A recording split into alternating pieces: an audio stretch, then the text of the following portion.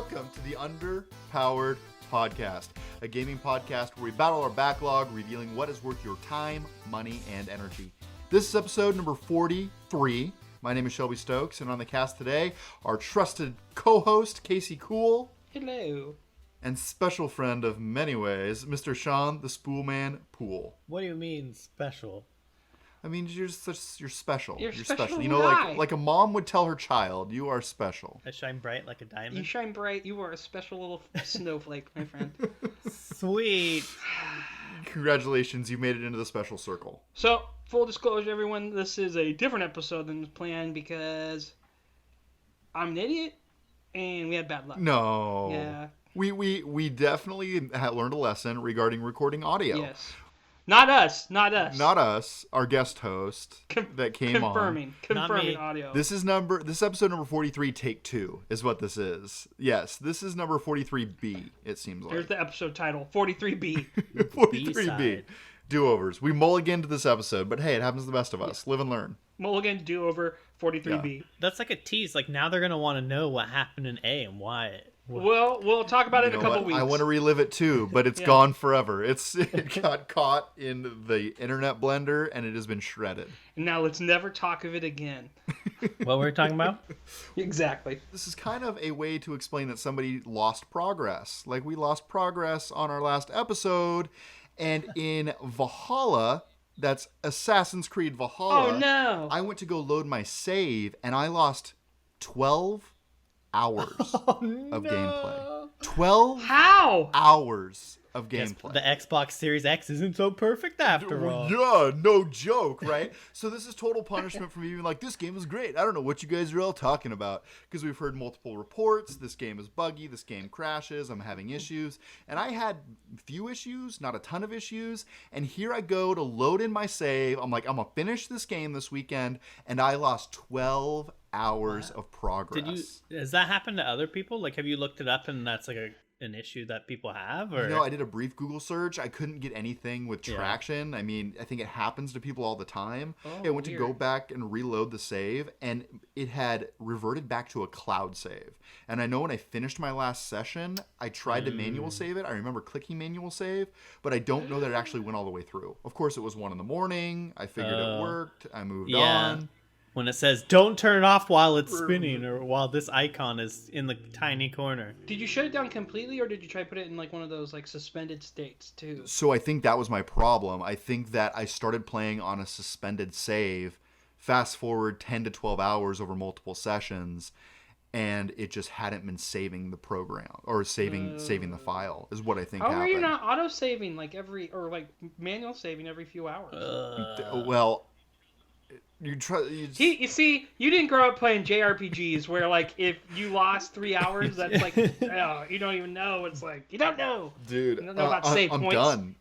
I'm done. I can't go back and play 12 hours right now. It's just not going to happen. I can't even handle it. Guess the story's not so good after all. Yeah, you added it to your backlog, I believe, too. Oh, Sean. My gosh. I don't even know what to do. I'm about ready to pull my hair out. I mean, it's like a replay for 12 hours, and I'm just like, what the heck? Can't you can skip cutscenes, though, right? I mean, yeah, but it's all dialogue. I mean, so just skip it if you already saw it, like if you know it. That'll cut off like 2 hours at least. Oh yeah. I know Shelby too, though. He's a side quester. We all took these little personality tests this week in our Discord, and we learned what kind of gamers we are. And I'm a gladiator architect. I was like, oh, that's a weird combo. Okay. I smash what I build. What were you, Sean? I was a bard skirmisher. I didn't agree with the skirmisher part because the skirmisher was... I do. The skirmisher was like, you don't like strategy, you like just going in and smashing stuff or whatever. And I was like, oh. I don't think there was enough strategy questions. Because I always feel like when I take like those kind of personality tests that you can obviously, like, they'll give you 3 options, like, do you like to kill everything? Do you like to smell the flowers? Do you like to go wandering? It's like, I wonder what 3 things these are like. I hate it when they're that obvious, because then I feel like my brain like will try and go towards the whatever, like the choices it wants. But it was pretty good. The bard one is good. Bard's like, you like to support others, and like adventure, I think, and stuff like that is what that's focused on. In MMOs, you're always a tank or a healer, so I was like, oh yeah, that makes sense. Yeah, I like being support. What were you, Shelby? I was a bounty hunter / something else. Because you like to do side quests. You got to do bounties. You got to check that list, baby. You got to check things off that list.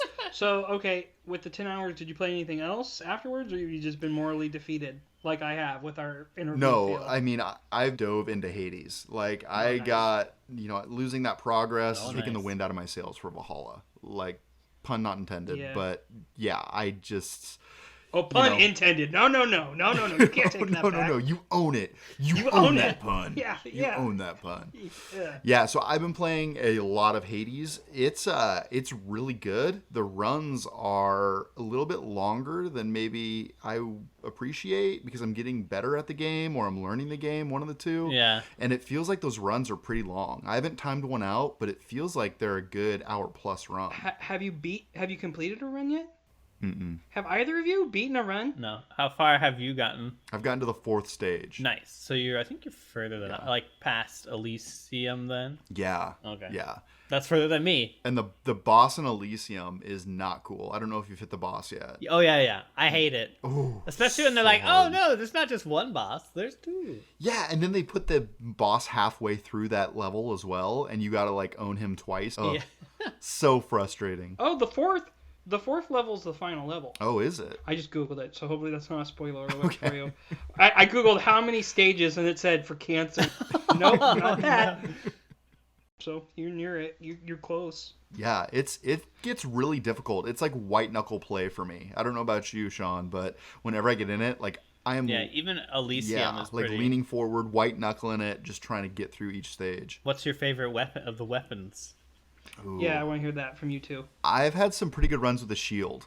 I like the shield too. You just dash, just do and smash. Whatever the charge, I forget what it's called, like the bull rush or whatever it is, where you charge it up and it's good. I like the shield. Normally I wouldn't like close range weapons like that. Yeah. And the shield's nice because if you can get a poison buff on that ricochet between enemies, you can just poison. I haven't tried that. Pretty good. Normally I don't like the Dionysus ones, or if I do like the little lob grenade thing where you can with your special. Yeah, you drop the smoke. What's your favorite weapon? The shield's up. I like the spear a lot because you can throw it, but the shield's great if I just want to do a dash run. I like that better than the fists. With the Daedalus hammer, it can totally change them and make them fun too. Because I did a Daedalus hammer with the power fist, and it made the uppercut pull people to you or something like that. Oh, whoa. And it was really awesome.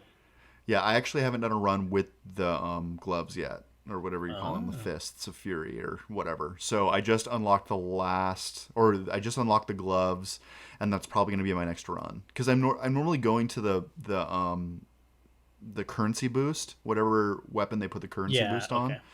So I'm kind of just following that and seeing how far I can get. That's kind of what I've been doing. Smart. Get more darkness. How are you feeling on it? Are you still in it for reals? I've been playing other games, and then I just pop in and do a run or two, a night or something like that, just to keep it in there. But I've gotten killed by the Elysium boss quite a few times, and my runs usually fall apart in Elysium even if I don't make it to the boss or whatever. Yeah, so. Elysium's tough. You want to beat him, that's what's bringing you back, right? You're I gotta get this guy. Yeah. The boss is a real dude. Yeah, for sure. So they have that enemy type in Elysium that's the butterflies, the seeking butterflies. You know what I'm talking about? Yes.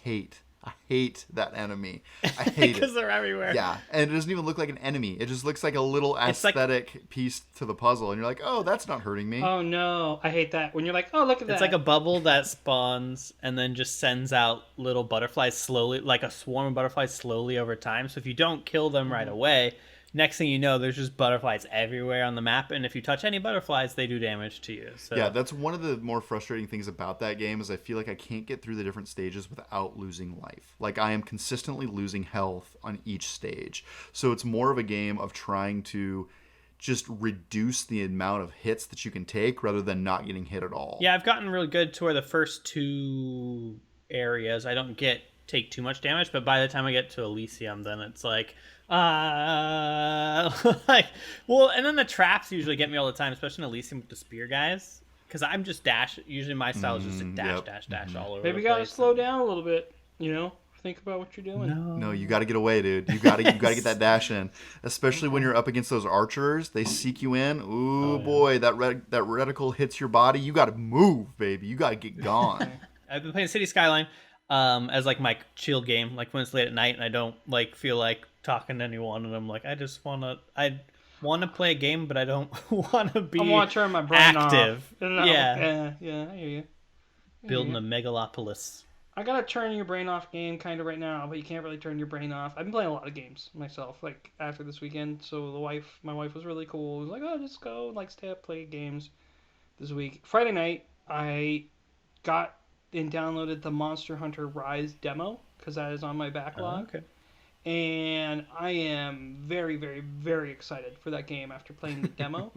It was such a big deal, the eShop, you couldn't download it the first night. So many people downloaded it, it shut the eShop down. I don't know if you heard about that. Like people. Thanks, Nintendo. No, I had my buddy go, I was like, I've been trying to download it for an hour and it won't download. So I waited a day because I knew I wasn't going to have time. It is definitely going to scratch that MMO itch, but I need to find a group. I need to find my Jedi, I need to be a Padawan. I need someone to teach me the Monster Hunter way. We have haste.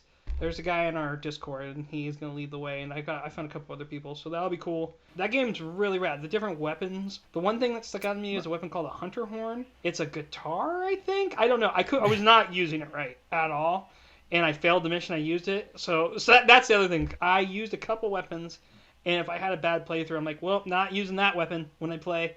I just wrote it off completely. Question for you. Did you play Monster Hunter World at all? No, because it was on all the new systems. I don't know the difference between this, but from like other podcasts or stuff I've heard is like, this is like stepping, because World, I guess, changed, because I've never played any Monster Hunters other than World. World was, again, my first kind of experience with them, and it was good, but people, from what I understand, World was quite a change from previous Monster Hunters, and Rise, in like, some people liked it, and, you know, there's always people who are like, no, it's different, I don't like it. Right. And that's exactly what they sound like. And then Rise supposedly, like this. Rise supposedly like steps back from a bunch of good changes, or like goes back towards how they used to be again. So my understanding, that was a really long okay. My understanding is this: Monster Hunter World made everything a bit too easy and too accessible, and there was a lot of repetitiveness with the open worlds. The developers at Capcom listened to the fans because the fans wanted certain things to be like the old way. Yeah. And then the things that made quality of life improvements were made to make the game a bit more accessible but still have that old feel. And here's why I think it'll be my game of the year. You can ride a dog. You get a pet dog and you can ride it. What about the cat people? It's still there. You have your cat friend too. Okay, he's a ninja. Okay. This game is the perfect game. And I'm buying the special edition version. The special edition, your dog's a golden retriever. That's that's brilliant. That's brilliant. They put the golden retriever behind a paywall. It's just like $10 extra. You get a bunch of skins too.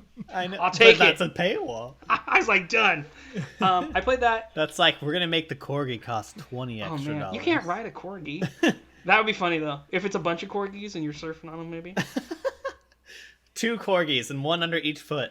Yeah, there goes. Corgi rollerblades. Then I've been playing Ace Attorney. I'm very close to finishing the first one. So I've got 2 more of those to go.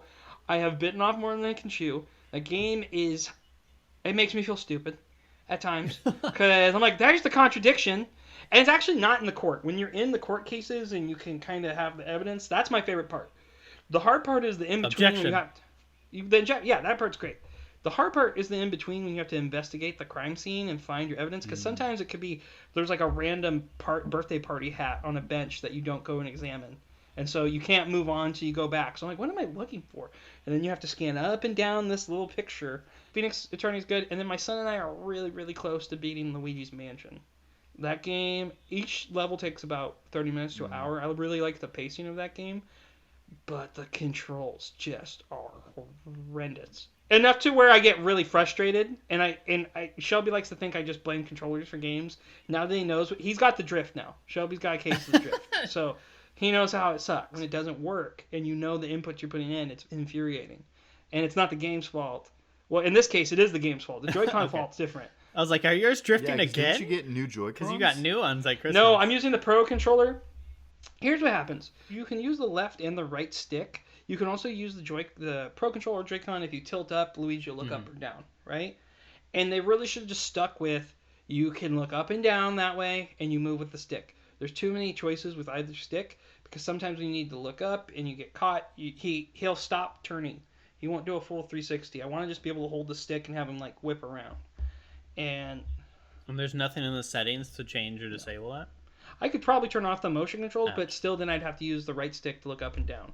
And I'd still get stuck. I never like dual stick, like control and looking, like move and look in any game. I don't want to like play my hand with my review here. That game is really, it's good, and I like a lot of things about it. And I'm glad Nintendo bought that company, because I think they're almost there, if that makes sense, to make it just perfect. Gonna be perfect. You heard it here first, folks. This just in, gonna be perfect. Yeah. But it is, again, the perfect game to play with a 5-year-old or a younger sibling, because when they're co-op, it never dies. And so that's it for my gaming. Yeah, and before we move on for the video games, I have the Twitter poll that has been up for a couple of weeks now. Should we turn this in, make this official? Oh, yeah, go ahead. So added to the backlog for Casey, it was between Sonic Forces, Katana Zero, and Inkenfell. Sonic Forces got 0 votes, by the way. Which completely makes sense now that I think about it. Like, right? Isn't that how it works? Yeah. And then my choices were between FF7 Remake, Doom Eternal, and Control. And with 57%, Control is the game being added to my backlog. And I got Inkenfell. So I'm going to add my other personal choice tonight, right now, too. Because my wife made this happen. Yeah. My son saw the preview for Mario 3D World, Bowser's Fury, and said, can we get that? And then my wife saw it and goes, we're going to get that. And I said, okay, because it's 4-player, right? So we're all going to play it together. Oh, neat. Very excited. Very excited for that. Is Sammy going to play too? She, it's really cute now. She's starting to go, she's like, let's play Mario. She'll say it and hold the controller because she just wants to be like one of the guys, she wants to be part of it. And she loves Pokemon. She loves the Pikachu. And Piplup. She sleeps with her giant Piplup every night. I wonder how accessible the new Pokemon Snap is going to be. Because the original one was pretty accessible on N64. Speaking of Pokemon Snap, that leads us to the news!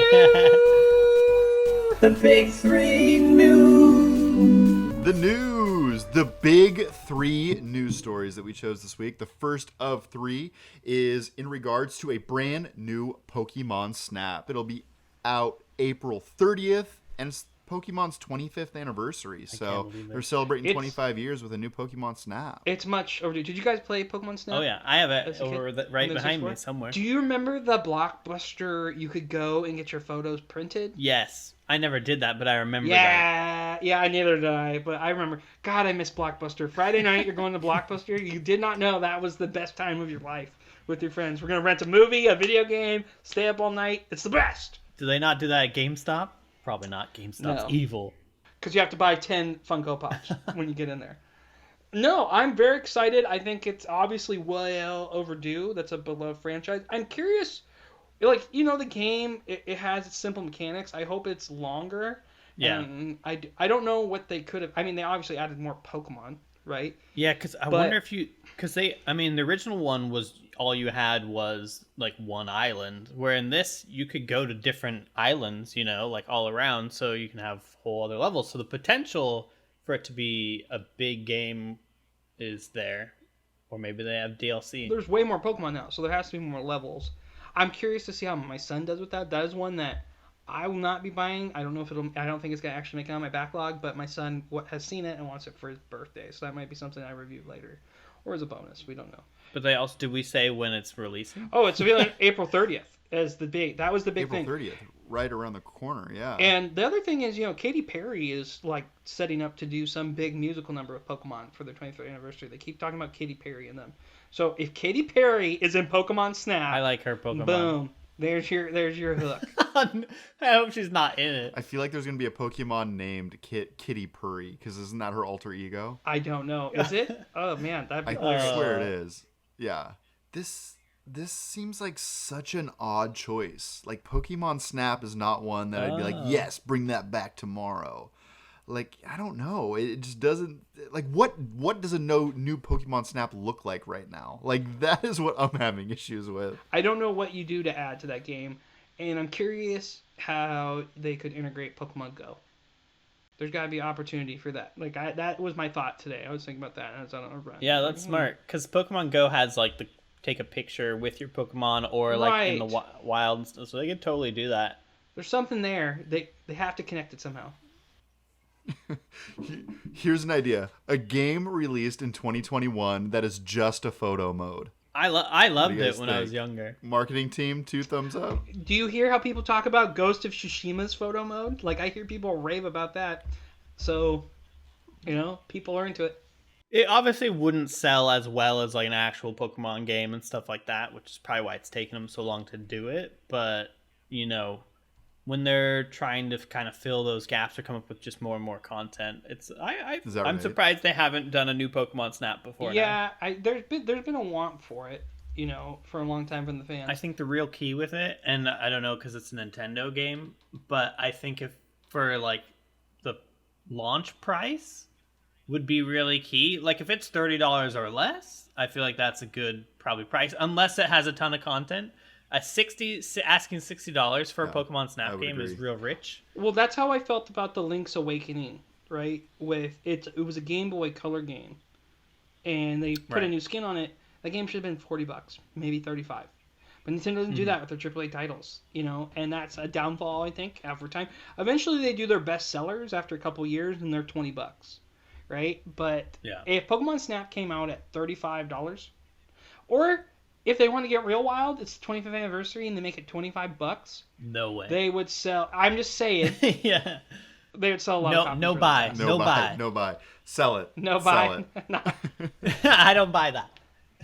Well, have you ever bought any Skyrim mods or used any Skyrim mods? No, but Skyrim mods are a big thing. I definitely have. I didn't buy any. I didn't fall into Todd Howard's like pay for mods thing, and then that blew up in his face. But I definitely have used a lot of Skyrim mods when I've played back through it. Our second story, Shelby, you want to lead us into that about Skyrim modders? Sure. So there is a group of modders out there that have been working on a project within the Skyrim Elder Scrolls V universe. They have over 500,000 downloads on their project specifically, and they've just been brought on to build their own game. So it's kind of cool to see modders within a community come together, put in the time, not being compensated, and then come out the other end with a contract. I know. Cool. That is cool that they made their own company. The mod was called Enderall. Did you ever use that, Sean?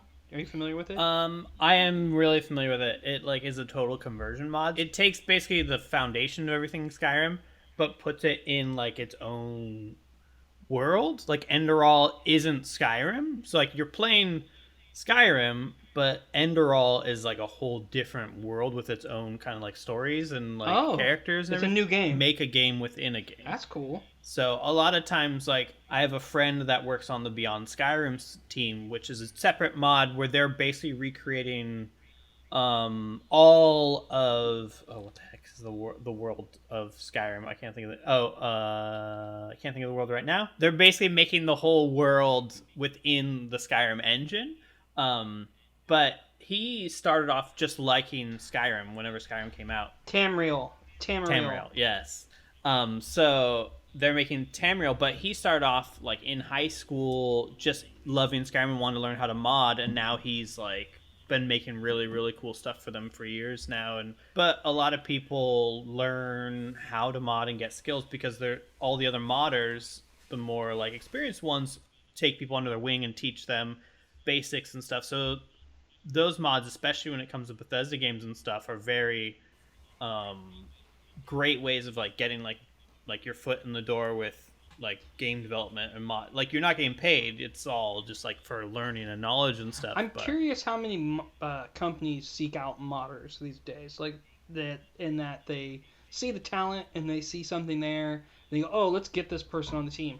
And if they're not, I think that is a poor move on big developer. If I was a big developer, that's what I'd be looking for, because they're obviously passionate about it, right? Absolutely. So because they're doing that stuff without even getting paid. Imagine what they would do if you gave them a budget. Yeah, they just have whatever tools, the free tools or cheap tools or whatever tools they have available to them, imagine if they're like, brought onto a company that actually, I'm sure it depends on the developer, but I'm sure a lot of them will take that under their wings. Some of them spin off and make their own companies, like in this case, where they're like, oh well, we know how to make a game. Like, why are we doing this for free when we can make what we want and have control of it and get paid? I think so. Console games really don't allow modding. You have to do a lot to mod it, right? You usually have to jailbreak the system a bit. Typically, yeah. Minecraft, I would think, is maybe the first open game that people can mod on a console. I know that's a weird example because of just all the texture packages you can, but they sell it right in the store, the mods now. So I would love to see a world where consoles allowed modding, or if Gary's Mod made it to the Switch, something weird like that, Shelby, what are your thoughts? I think this is great. I think if they can bring in individuals that have a passion for gaming that are doing it on the side and it's up to snuff, then why not?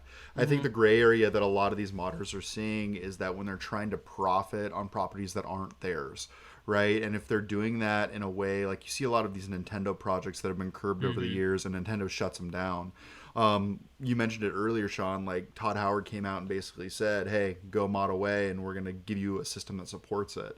So, I mean, they obviously have the avenue to see them kind of get their kudos or accolades on the back end with a chance to make their own project is pretty cool. I mean, it should inspire those hobbyists out there that are out there doing the work for these mods. Well, you know what inspired Ubisoft to do the work?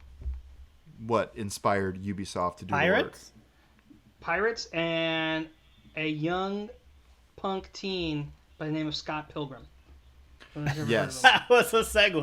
Are you talking about Michael Cera? So wait, I think a new running bit. I think a new running bit. We give a grade, like what do you do out of 10. So we'll just say the grade. We'll just say that it really was quick. That was a 2. That was a ham-fisted. Yeah, I was giving it 3. Oh, wow. All right. Because you're like, about Ubisoft. Like, no one said anything about Ubisoft. Speaking of Ubisoft. I was thinking of, here, I don't know. There could have been a better connection. Yes. All right. Ubisoft. Like, speaking of young kids trying to make their way in the world. That's what I was going for. Of Skyrim fame. Yes. No, Scott Pilgrim is out. The game, Scott Pilgrim video game. It's back in the wild. Much like and Pokemon. By out, you so mean... I didn't know it had disappeared. Mm-hmm. Scott Pilgrim versus the World's Epic Return. Yes, go ahead, Shelby. I need the backstory to this. Take it for us. The Scott Pilgrim versus the World had been delisted from many digital stores over the course of its existence. There's many speculations on why it was delisted, but it is back, and you can play it when you would like, right? Probably music. This Maybe. I would imagine it's music. It was all chiptune. Music is always the downfall for copyright or like those kind of games. And I feel like that movie got a lot of hate when it came out. What? No. That movie got a lot of what are you talking about? That movie did very well in the theater. Did it really? Yeah. Just Shelby. Okay. Shelby hated. Yes, I'm the only one that hates Scott Pilgrim. Come at me, bro. It was. I feel like really you don't like it? Outside of gamers, it might not have done as well. I don't know. I'm just trying to guess of why. I thought it was a flop at the box office. I personally liked it. I thought it flopped, but you know what? It obviously has a following to some extent. Whether that be wide or small, who knows? So if you'd like to play some Scott Pilgrim, you'll now have the opportunity to do it. Do you want to say that? It got an 82 on Scott and Rotten Tomatoes, and the audience gave it an 84 on ScottPilgrim.com. And here I'll put it in the chat. It's certified fresh, bruh. Those tomatoes are fresh. Yeah, but okay. Shelby's just not hipster enough. This is a site called Wikipedia.org.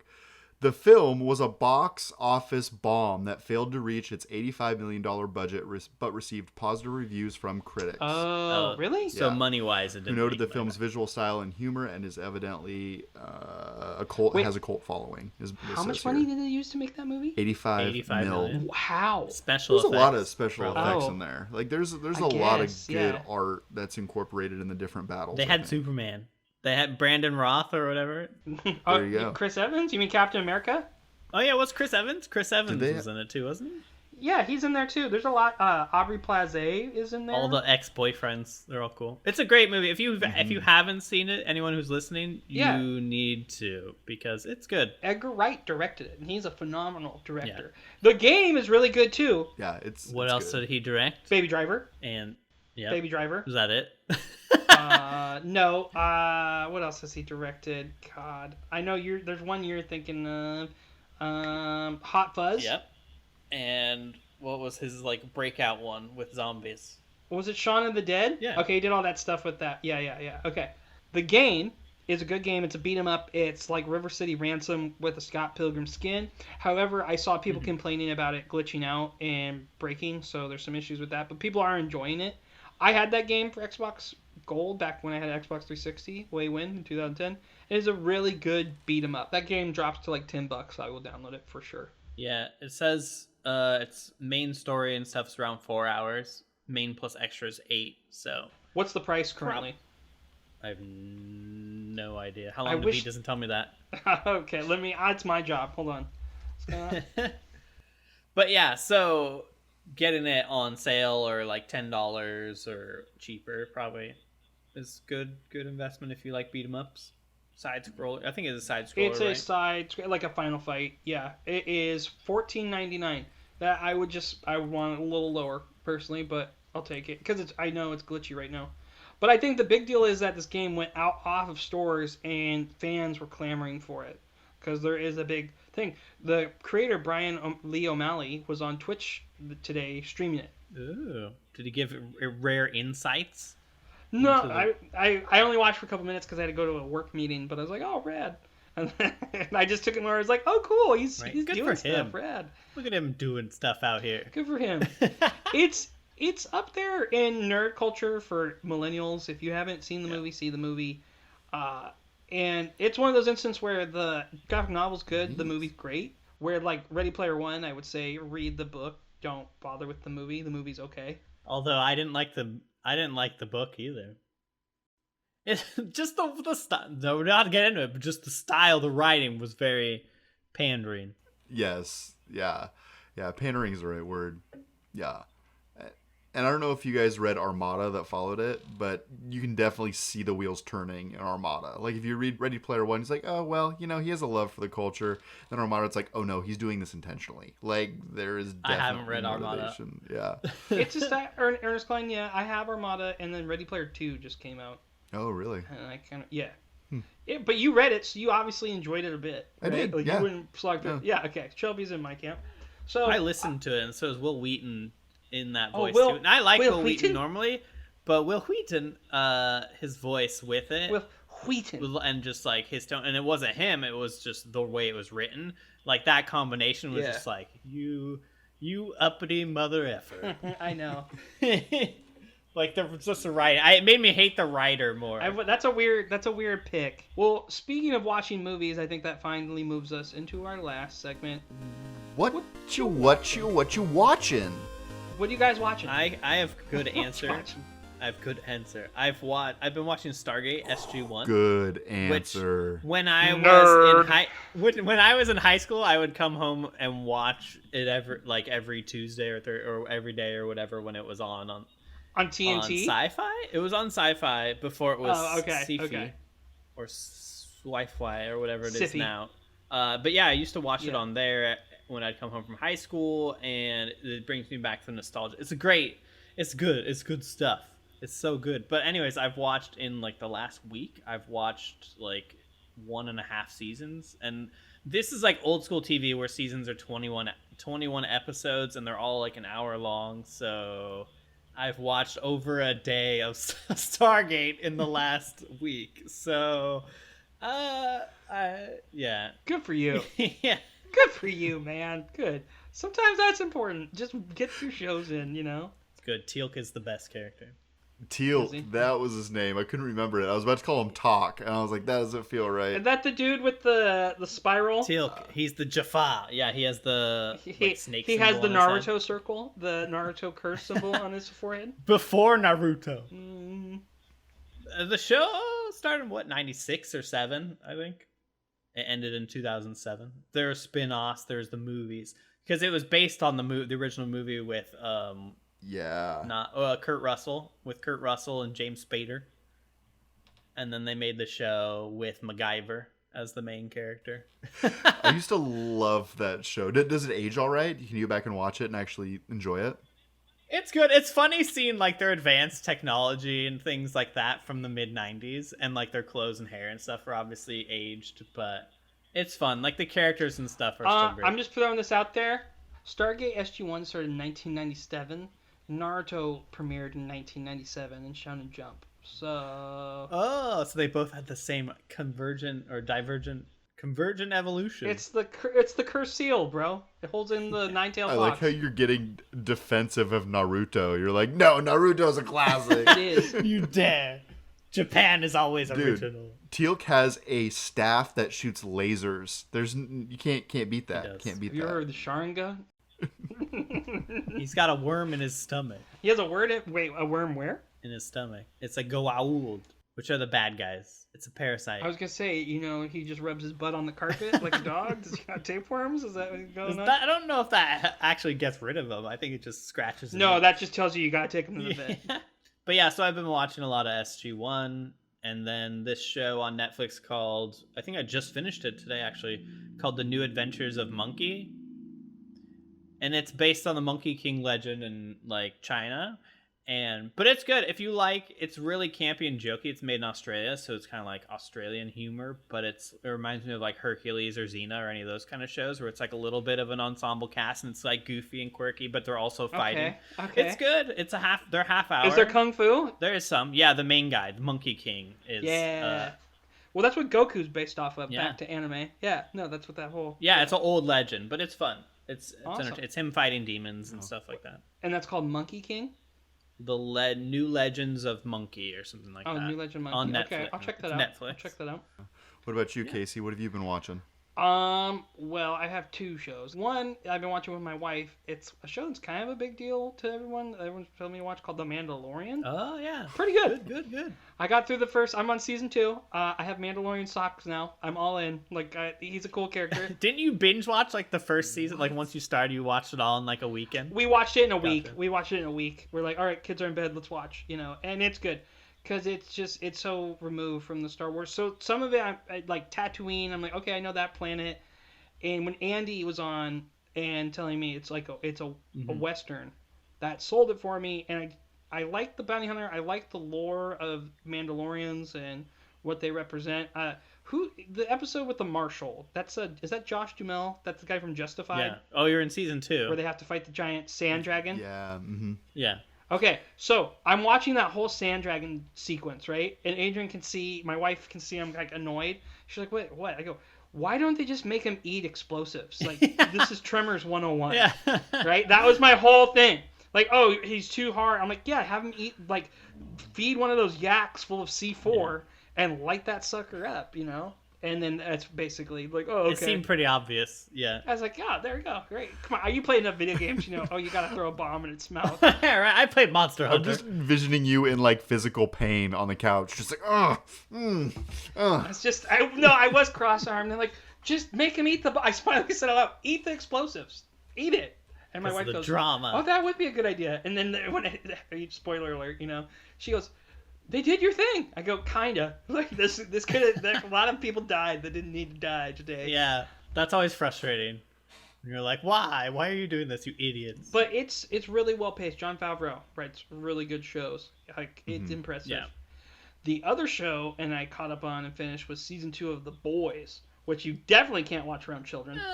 They might not know what's going on. You hope. I've only seen the first season, though. I don't know what happens in season 2. Oh, my goodness. Shelby, have you finished season 2? No. Okay, you both need to watch it, because there's this sequence with a whale. I do not want to spoil it. And it's like, oh, my God, no. You're like, no, they're not. No, they're not. And then they do it. And it's gross and hilarious at the same time. That show can make you cringe with how gory it can be. But it has really good comedic timing, and they flesh out a lot of characters like Kamiko. Every character, like each episode, I'm like, oh man, Milk, the mother Milk. You're like, oh, he's great. Like I love his character more and more, and they develop him more.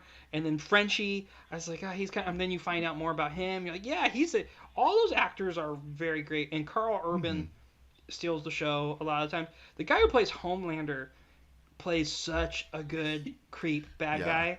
Yeah. He nails that role.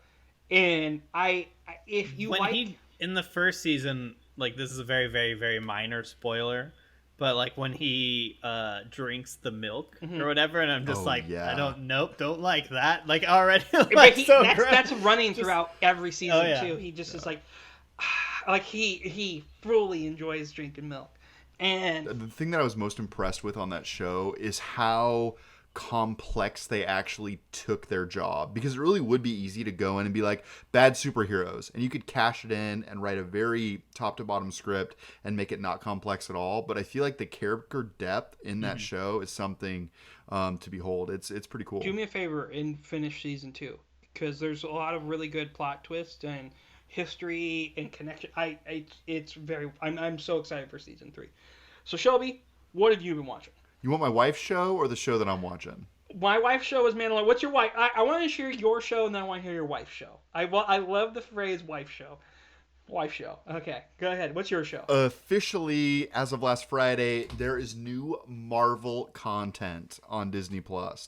WandaVision launched with 2 episodes last week. I cannot tell you how excited I was/am for this show. It's back. There's Marvel content. Let's get into these characters. And the first 2 episodes, I was so disappointed. I cannot begin to describe. Also, I've been hearing a lot of people are like, I don't get it. I've been hearing a lot of people saying, or I just on Twitter and stuff, people being like, I keep getting like halfway through the episodes and waiting for a reveal or for like a something, and it just never comes. So they're like, there better be one in episode 3 or they're going to lose me. And that's how I feel about it too. It's just one of those things where you're like, okay, you know something bigger is going on here. You know it. You can feel it. There's different nods to it. And we've been watching TV for quite a while. We know it's coming. Just give it to us.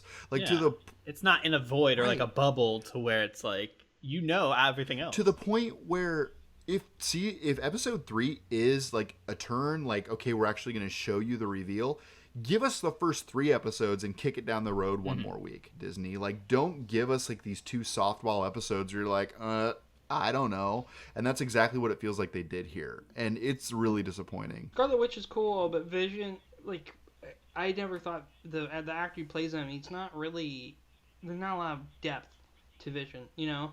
Well, he's not supposed to be. He's just a robot. He's an android, man. Yeah, I mean, he's artificial intelligence, right? There's more depth to him than that. Okay, like, he's grappling with his humanity. Is he human? Is he not? He's a conscious AI. What does that mean? Like, there's a lot of places they could go with that. Their love story has always felt like kind of forced in, like tacked on into the movies and stuff, to where I don't care about it. So like a show that's kind of around that doesn't really draw me in. I haven't bothered to try and watch WandaVision yet, but so far I'm probably just gonna wait until it's all done so I can just get through it quick. I would suggest doing that, because if it gets better, you're gonna hear about it. Like, this show has a marketing budget that is unparalleled. Like, this is probably one of those shows that Disney is just throwing money at so people will watch it. It's like Mando in that way, where you're going to see ads for it and it's going to get traffic. The downside to where the show is currently is that they have basically built on these characters. You know them, you have a feel for them in regards to Vision and Scarlet Witch in the MCU. The first 2 episodes of this show, they are completely not the characters that you recognize through the MCU. So you come to that show to see Scarlet Witch and Vision and a new adventure, and they are basically hamming it up in a shot-for-shot recreation of I Love Lucy and Bewitched, with a couple of intense moments sprinkled in that will eventually be the turn of the show. So I think they're missing it in that if they are developing these characters, they want to do something in a side pocket of the universe, they need to build out those characters, or at least give you that familiarity of them before they build them into something else. And it feels like it's just a departure from the story that they've been telling. From what it seems like is like they focus more on the parody of those, or like trying to mimic those old shows versus like actual development of the character, like the new characters that are inserted in there. Which is not good. Like from what it sounds like, they need to do that reveal. They need to have that mystery or that twist kind of in there to keep people be like, okay, I'm not just rewatching I Love Lucy or like, what's your target demographic? Are you going for like 80-year-old ladies or whatever? So I personally have always hated those one-shot comedies. You know what I mean? Ba ba ba ba ba ba ha ha ha ha ha. I've always despised I love those. Like Happy Days? Happy Days. I Love Lucy. Oh, man. 2.5 Men. I Love Lucy is like still on TV today. 2.5 Men is trash. What is the one with the geeks? Big Bang. Big Bang Theory. Yeah, like took over the world. Just not for me. Like just not my kind of show. But they are the biggest shows on TV. Right, so more power to them. But watching these first 2 episodes, it feels like a shot-for-shot recreation of one of those episodes. The second episode is better than the first because it departs from that marriage of that content. Mm-hmm. I'm interested to see how they continue to evolve this story. Hopefully, they give us more MCU content while parodying other shows. Like when they go to Brady Bunch, I'm going to want to see the Brady Bunch episode, right? So if they keep picking out elements that are familiar, I think it's a cool premise, but they got to give us more. Yeah, you need to understand why. No. So what's your wife's show? Oh, that's Ted Danson in his directorial debut. I don't know if he's a directorial debut, but he's in a new show called The Mayor, which is pretty good. He's like an out-of-touch older guy who runs for office. Where did they find this plot? Interesting. Is he really into Twitter on the show and getting banned from the platform? Is it that kind of reach? I guess I need to watch a little bit more before I can take that on. But basically, he walks in, gives his opening speech, and he's just completely out of touch. Yeah. So it's pretty good. No. He was really good in The Good Place. So, he still got it. That Ted Danson. I don't really watch a lot of TV sitcoms like you're talking about anymore. Like Modern Family was kind of my last go, and then they jumped the shark, which is coined from Happy Days, another Happy Days reference term. And Superstore I liked on NBC as well. So it seems like it's in that vein where it's shot like that. Yeah, it is. And I like that. How many episodes in are you? We're only like 1 or 2 episodes in. We're very early. So do you think I do this with my wife with new shows that start like in the mid-year? I go, okay, by episode 3, I'm going to tell you if this is going to be canceled or not. No, Ted Danson's in it. I think, as like Sean said, he can do no wrong right now. After coming off The Good Place, he carried that entire show. Well, didn't carry it, but he was a huge part of The Good Place. Yeah, he really did a lot, especially in those early episodes. Eventually, it got its legs. I think this could be easily another Community, another one of those types of shows that has critical acclaim later. I don't know who else is in it. Is there any like other notable actors or good because you need like a good crack. You can have one great actor. You can have a Michael Scott, and then you have to have the ensemble or like everyone else kind of around him that lift him up or or the jokes. Yeah, so Bobby Monahan's in it. He's funny. That was the first one. Bobby Monahan's great. Yeah. Yeah. Mr. Mayor is the name of the show. Let me cheat. Ted Danson, Holly Hunt. See, so can you watch this on Peacock? Okay. That is NBC's new streaming app. That's where The Office is now. That's the only place you can watch The Office. Because they are part owners of Hulu as well, so I don't know why they... I think Hulu's going to go down next, to be honest with you. I think it's going to be the first app that gets dissolved. It's mainly Fox's... But who owns Fox now? Disney. Yeah, that's exactly what it is. It's probably why they have spun it off. They're like, all right, the ship is sinking. Like, all the Fox and ABC content's going to come to Disney Plus, and Disney Plus is going to be a monster. Yeah, fully controlled and majority owned now by Walt Disney Company. Yeah, they're just spinning their wheels with Hulu. I'm like, I want to watch Bob's Burgers. You gave me The Simpsons. Come on, just give it. It's almost there. I haven't watched Hulu since it stopped being free. Because I watched it when it was like brand new and there were no ads, and then they slowly added more and more ads, and then they added the subscription service, and I was like, I'm out. I used to watch It's Always Sunny, I think, on there and stuff. Yeah, there's some FX shows I'd like to watch. Yeah, and they still have the FX partnership. That's where I watch a lot of the FX partnership stuff, like Legion and Always Sunny and stuff of that nature. Yeah. Little Dicky. Well, I guess that wraps our show, huh? Mm-hmm. Yeah, thank you for joining us this week on the Underpowered podcast. We appreciate you being with us. If you want more, feel free to follow us on the social channels. Those are in the attached description. Please check that out. Also, our website is underpoweredmedia.com. We are chatting on Discord. Feel free to join the conversation and feel free to leave us a review. 5 stars, please. And that is a wrap for this week. We out. I'll give you 6 stars. Play a game.